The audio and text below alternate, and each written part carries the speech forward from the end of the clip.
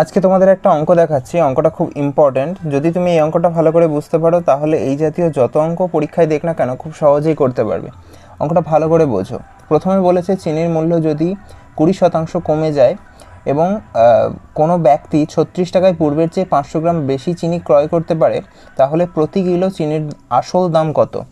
তাহলে একটা জিনিস পড়লে বুঝতে পারবে যে এই 36 টাকাটার কিন্তু কোনো পরিবর্তন হয়নি। সে আগেও 36 টাকার চিনি কিনতো এবং সে এখনও 36 টাকার চিনি কেনে।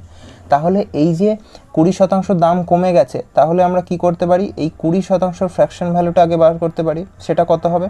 1/5। এটা যদি তোমরা জানো তো খুব ভালো, আর যদি না জানো তাহলে আমাকে কমেন্ট করো, তাহলে অন্য একটা ভিডিওতে দেখাবো।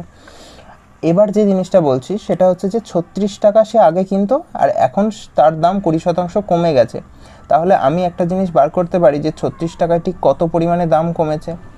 তাহলে 36 ইন্টু যদি 1/5 করে নিই তাহলে আমরা যেটা পাবো 7.2। এই 7.2 দামটা নিশ্চয়ই কমেছে, যেহেতু 20% কমছে বলছে।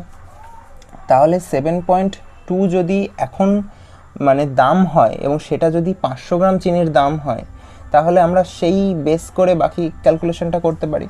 তাহলে সেই ক্যালকুলেশনটা করতে গেলে আমাদের কি করতে হবে? যেহেতু 20% দাম কমে গেছে এবং 20% মানে 1/5, তাহলে কি হবে বিফোর আর আফটার।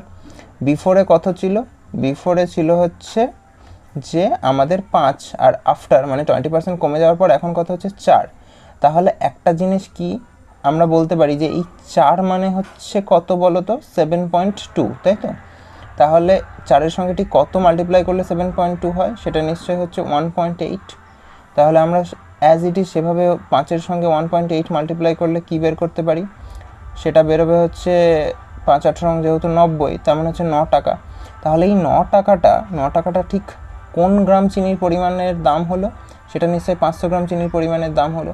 কিন্তু তোমাকে উত্তরটা চেয়েছে কি প্রতি কিলো চিনির আসল দাম কত? তাহলে আনসার হবে হচ্ছে 18 টাকা। বুঝতে পারলে আরেকবার জানাও, আর যদি না বুঝতে পারো তবুও আমাকে জানিও।